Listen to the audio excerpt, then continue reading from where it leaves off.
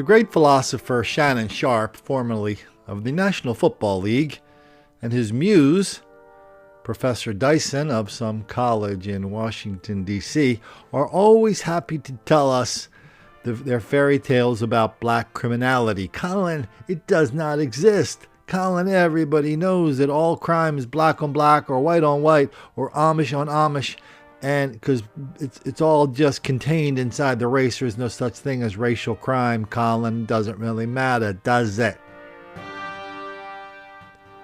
Then we got a guy, one of our more dedicated trolls over at Twitter. I can't even pronounce his last name, but he also tells us the same thing. Guess he watches a lot of MSNBC as well. He reminds us, crime is at a 40-year low, but your feed is nothing but screeching racism. Pathetic. Well, there's two questions I cannot get any one of these three guys to answer. One, if crime is going down all over the place, why are there cities like Baltimore, Cleveland, and lots of other cities like Wilmington, Delaware, lots of other places like school districts? We just did a video on this the other day. Why are there so many places where officials are looking into the camera and saying, crime is out of control? We've never seen it like this here before. That's my first question. Here's my second question. Why did Marissa Joy Edmunds have to die? A robbery turned violent last night at an apartment complex in Ypsilanti, and now a woman is dead and a man badly hurt. Police got a 911 call from the Huron View Apartments near Eastern Michigan University. Rod Maloney has the story. It appears this all started out as a robbery. Two men entering the apartment building, armed, and robbing a number of residents. But it looks like things got out of hand. Shortly before midnight, Ypsilanti police say two armed men dressed in black, one with a black backpack, entered this apartment building at 710 Green Street. Initial reports say that they were robbing residents inside of property and also of drugs. In the daylight, we see the Michigan State Police crime lab at the scene because they need all the help they can get in investigating this robbery gone violently wrong.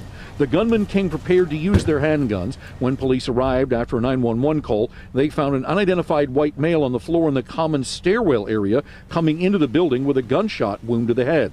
They rushed him to the hospital where he's now listed in critical condition.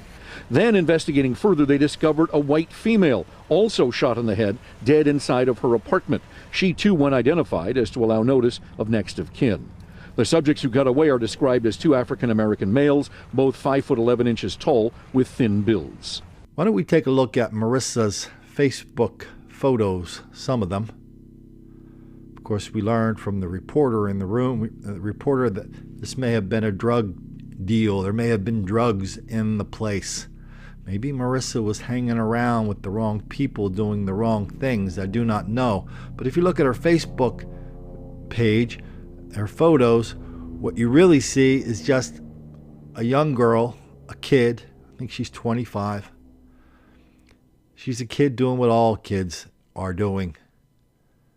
She's looking for boyfriend. She's discarding boyfriends.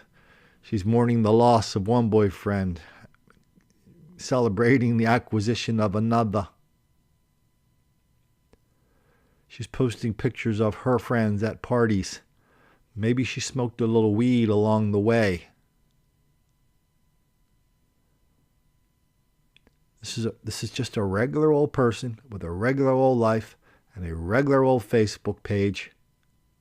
And now she's dead because a couple of black guys walked into her apartment and shot her in the head. And nobody can tell us why. All we get is, Colin, you're a bad person for noticing this is happening. All we get is, well, it's not really happening, Colin. All we get is, well, white people do it too. All we get is, white people deserve it. And around and around and around we go. Everybody likes to talk about the numbers. Nobody wants to talk about Marissa Joy Edmunds and the enormous hole that's going to be left in the life of her family because she's gone, because a couple of black people just walked into her apartment and shot her in the head dead. Is this a one-off thing? People who watch these videos, is this the first time you've ever heard of a white kid being shot in a college apartment by a couple of the fellows who think there's some pot or some money or some drugs in there, and they're not sure about that. But one thing they are sure is that a couple of fellows walking into a room full of white kids is nothing but a wolf among a bunch of sheep. So now she's dead. The headline in Cincinnati said, well, these bunch of black people just beat up this librarian and nobody knows why. Occam's razor says the simplest explanation is the best. We know black on white criminality is wildly out of proportion. We know the black crime rate is wildly out of proportion. Somehow, would it make you feel better? Would you feel more educated if you actually knew the exact numbers? We've flashed them up here many times. The numbers don't do us any good. We're past the numbers now. We're at the point of saying, what the hell is going on? Why are so many white kids like Marissa Joy Edmunds targets? Why is this old dude down in Alabama? Why is he a target? Dropping revelation in Polk County today. The sheriff telling us the man who shot and killed a gun collector is a FEMA contract worker who met the victim after Hurricane Irma. The victim's daughter is also speaking out for the first time tonight. News Channel 8's Chip Osowski joining us live from the sheriff's office. And Chip, in a way, this new information helps the daughter better understand how this could have happened. Absolutely. She says that her dad helped after hurricanes, and that makes her understand better why this all happened. The guy we're talking about is 18-year-old Jerwan Jackson. He and two other men are currently in custody in Mobile, Alabama, facing numerous charges, including first-degree murder. He was a good man. He was a great-grandfather. Katrina Urso, trying to make sense out of the senseless. Her dad, 68-year-old William Reese, gunned down in cold blood. His best friend, Kenneth Mayer, also shot and critically injured. He loved Facebook quizzes. He liked, and Ken is an amazing man. He has traded my kids like they're his grandkids. The shooting happened at this Polk City home on January 3rd. Investigators tell us Jerwan Jackson was the shooter. He traveled to the home from Alabama with Darrell Lamar Rankin Jr.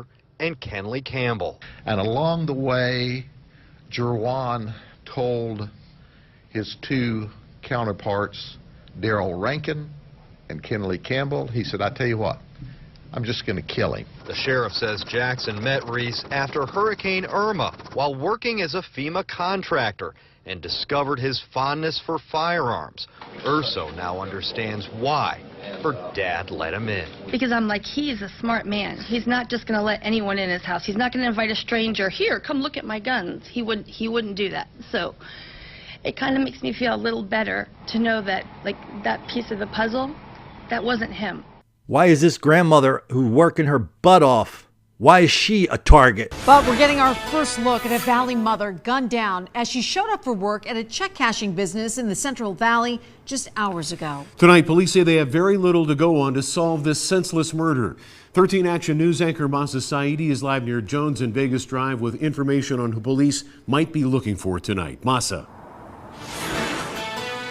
Steve, Trisha, police tell us they're looking for two younger men wearing dark clothes. That is all we know right now.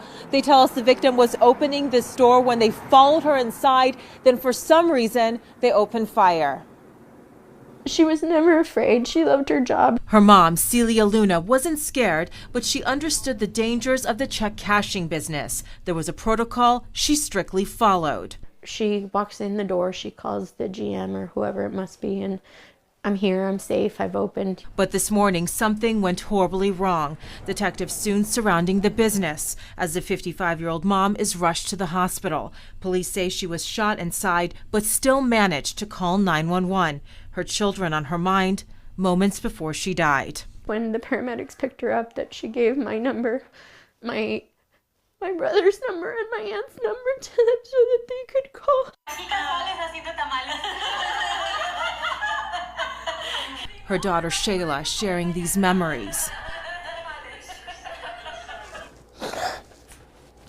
painful, but still comforting. Tonight, as police search for the two killers, a family praying for an arrest in this most senseless of crimes.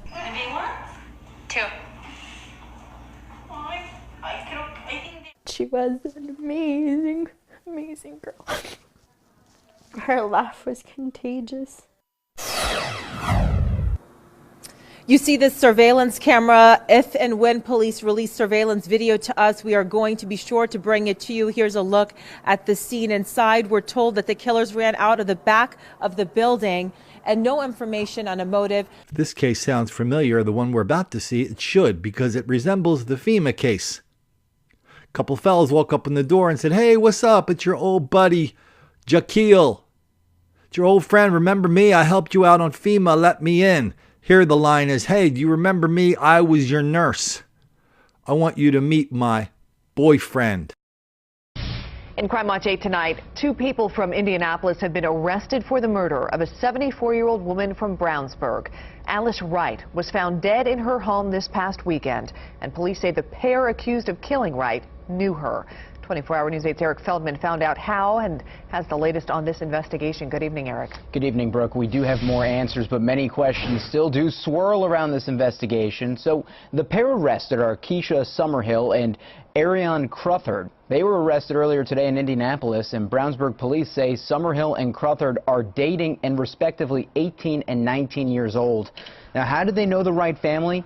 Summerhill actually served as a nurse's aide in the past for Wright's husband. Police believe the pair intended to rob the Wright family. Alice Wright was found in her bedroom.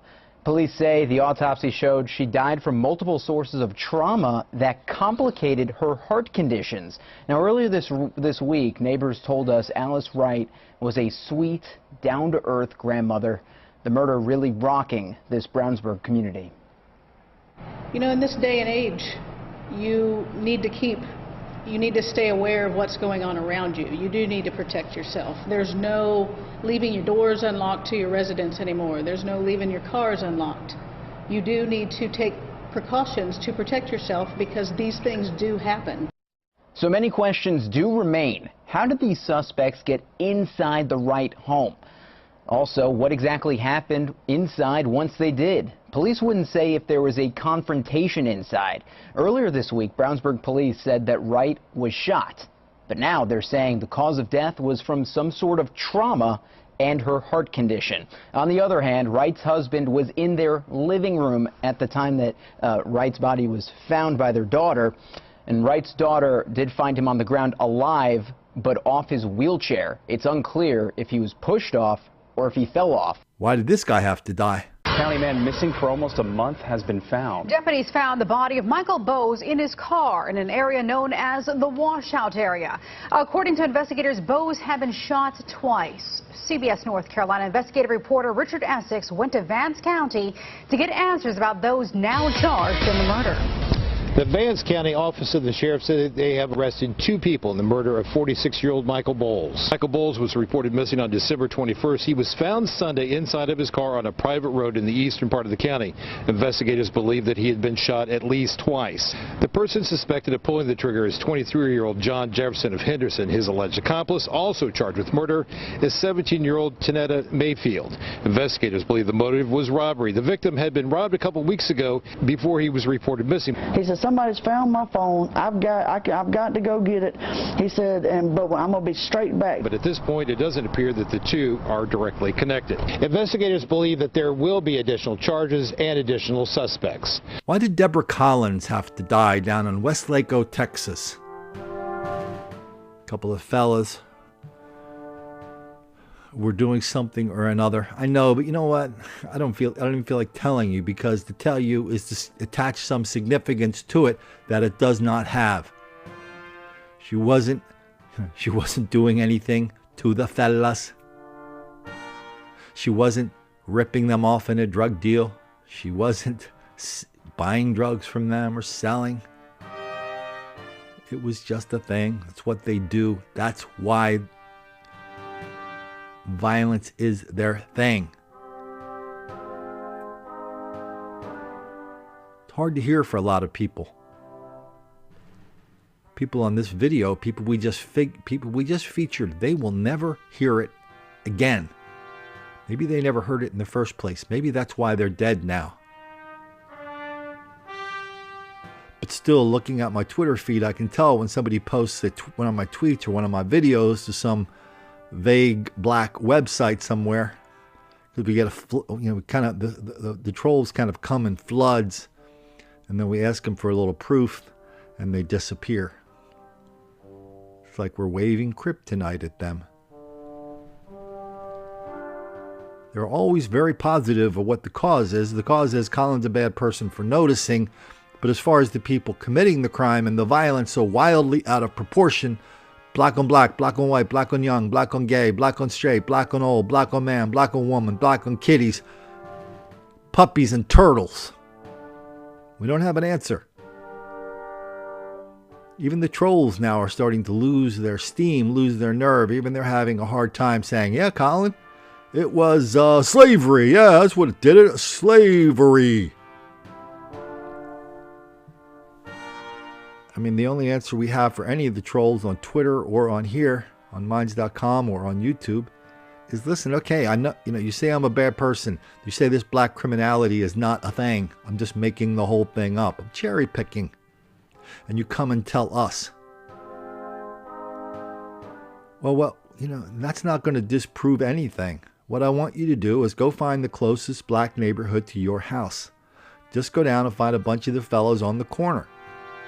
Go down and tell them you're down with the cause. Go down and tell them you don't like Colin Flaherty because he's been exposing this black criminality. And you want them to know you're the only white person in America who's figured that out. You're the only person who's figured it out about black on Asian crime. It doesn't exist. Just head down there. You know what you should do? Take a nice expensive camera and take some pictures too. Walk around. Talk to the people on their porches. Let us know how that turns out. I'd give you a warning. I'd give this troll a warning, but he would not listen anyway. But for the rest of you, if anybody deciding to take me up on that idiotic suggestion I just made, fair warning, white people going into black neighborhoods to tell them the good news that black criminality does not exist wildly out of proportion, and any crime that does exist is really the fault of white people. Fair warning. Even that makes the black kids angry.